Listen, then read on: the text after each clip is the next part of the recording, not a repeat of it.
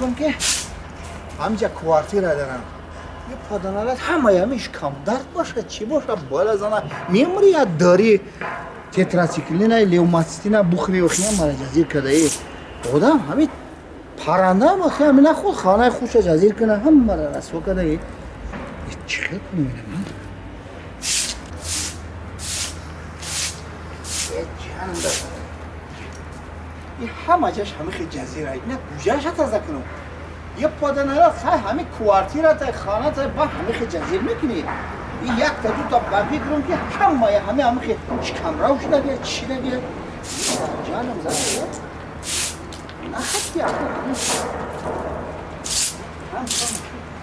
عمری یک داریش کمراو خیلی چی گفت خیلی یک تابا کنونه بارگش میگیری اینه بینی بارگش میگیری با عینش چه خیلی وقت گپ زدید؟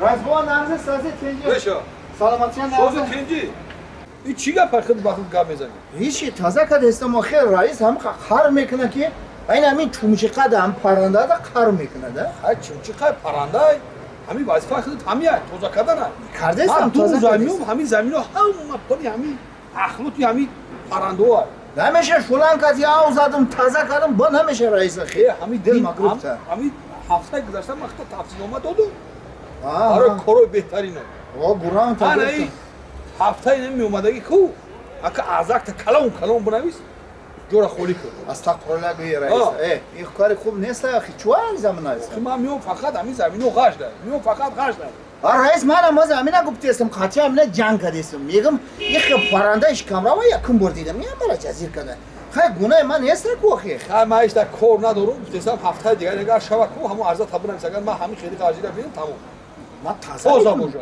بازی تازه میکنم شلنگ میزنم او میزنم بایا بار دیگه تازه میکنم همین هر روز توزا بوجا اگر ببینم که نشود مگرم عرضه تبونم دیگه منم رئیس کوشش کردم که همین دب شود نکنه خیلی چیکار کنم برگشت بود من گپی گفتگی من خطا گفتم من دیگه کار ندارم خطا فهمیدی من رفتم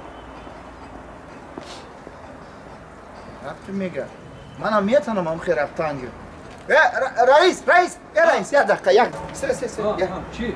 یا چی همین کلام دازه دایده کن چی با کلاتا میزنم؟ همین تازگی گرای سلامتی ها منم میخوام کارخانه تازه باشه یک کس بیا بینه یک بوی خوشلو باشه اکای رئیس همین کلام دا یک فکر دارم گابزو چی فکر داری؟ فکر تا گابز نه؟ میگم که یکم ترک مبلغ گذرانه اینم مبلغ؟ مبلغ چی؟ پول کارخانه؟ کارخانه بگذرانه چند سو بگذرانه؟ خیلی یک او بسیار نیست 100,000 یا 150,000 سامانیه وو 150,000 چیکار میکنی تو؟ در کار واجنه بسیار واجنه ده خواهی؟ میگم که همون دا پامپرز بخارم این همین زاغارم میپوشانم باور که رئیس دیگه یگان جرا چرکن نمیبود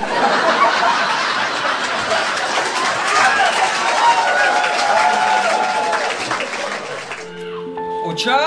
اوچا؟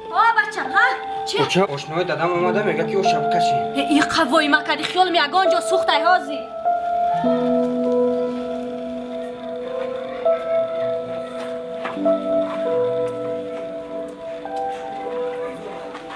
یک خندو تزم بچه شش کدام اوه پیشتون مونه منم مونه اینا اینجا مونه پیشتمون اون اشمون مونه اینجا هست دادا یگان چی در کار نسته؟ بچه هم صدا بیا شی بچه اینجا بیا من تره گوزنم یک کوشه خیلی اکای نورلو این شهریار جان بچی من شما یکم من اینا این جوره همین جوره شخوان ایش نعمت الله خیلی شما اکو میمون شده این که از یزنگی مو میشن آخی یزنگی مو میشن برای همین خیلی که همینه که علی رو زادروزش بده انا بچه را گفتیم که یا برای در حلقه دوستو هم زادروز جشن گیریم بود هم باید مصلحت کنیم. همین پیش معرکه خودمون مصلحت داشتی بود و خیلی هم مصلحت میکنیم ها.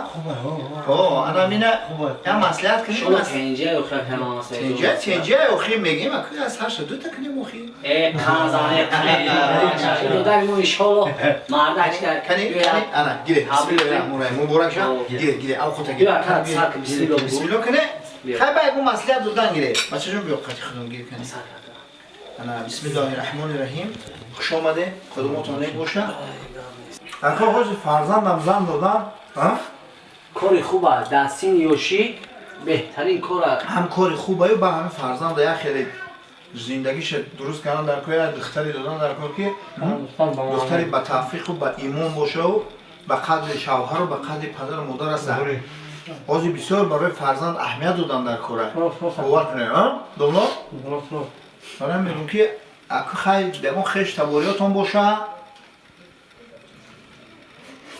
میگم پسر جانم دیار رو میدونم دیار خودشون رو نزدیکتر پیغام نتیتونه بچه میگم تا داری الان تا باشه خیلی حال کنیم نمیگه موافق دیل خودش باشه با نفسه با زندگیش بهترین بشه خوب نشه مگزین چکو قشلاق بالو ها دختری اوای نمش دادن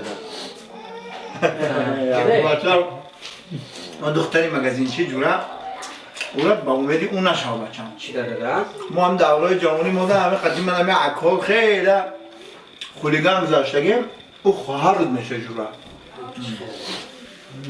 او خواهرت میشه او رو چکه نشا بعد که چی؟ خواهرم لیسا اکو اگه بچه هم با چند نفهمه او خواهرت خیر اما خیلی او بالای او رو نگو بچه هم با اون چیز گم ها؟ اکنون رو؟ بابا دکو ها یا دختره کرد هم آتش باشه دختره هم خودش باشه از دختری نمیخونه همون دختری دندان خود دخترشان باشه خونده است بالای خونه اما کی؟ من بچه هم راست بگم من با چند نفهمه که اون خواهرت نه دادا ایش میگم میگه که خواهرت میشه دختر ایش میگم میگه خواهرت میشه کدومش بگیریم آخی خیلی نمیشه آخی با هم دخترتونه باید اون تی دیگه شو آخی بیا دادا کسی رما بگو شما فقط نمیشه میگیم مثلا مناسبی چی؟ کمی جوانای آزیر من همین خاخل داره خیلی خرش کرد. خرج کرد بچه گیر تو کجا باز کردی؟ میگه بیا اکا گرفته سنی گیره میگه. بچه تون نگم تا دلپوری داره که خیلی قرار ناز کرده خیلی برانده رفته یا گاو نمیزنه یا دلپوری داره یا خرج کرد خیلی بیا گیره شما اوقات گیره یاشته خوره برای شما چه یاش چو کردی بچه؟ استک شهریا ها چو کردی بچه میخوای سراسیما برآمده رفته ای است مردک که در جنوب ما زدای با چی گپ شید آخی؟ همین تتی آشناش شیشتیم طرف آشناش میگه که بچه‌م در زن دادن راست میگه آخی؟ آخه راست میگم مرا میگه که اگه اون تا داری بعد من گفتم که اون ملیسا کو بولوگی دختر امو را میگم میگه که اوچد نفهم وای بجای خواهرت میشه ای مگزین چرا دختر چه میگم میگه که اوچد نفهم بجای خواهرت میشه ای او پایان ده دختره که دیگه چی میخونه دختری دمه خونه میگم شه میگه که اوچد نفهم بجای خواهرت میشه اما کیره دیگه بگیرم هیچ گپ نداره بچم کدو میشه میفرته بگی کدو میشه که دیرت میکشه بگی شونه آخی دادا میگه که او بالای بجای خواهرت میشه یگان تاش بجای خواهرت نمیشوه بچم کدو میشه دیلت میکشه بگی جا بیو همی اوتاد نفهمه بچم اخی ترم ای همی اوتاد نیستی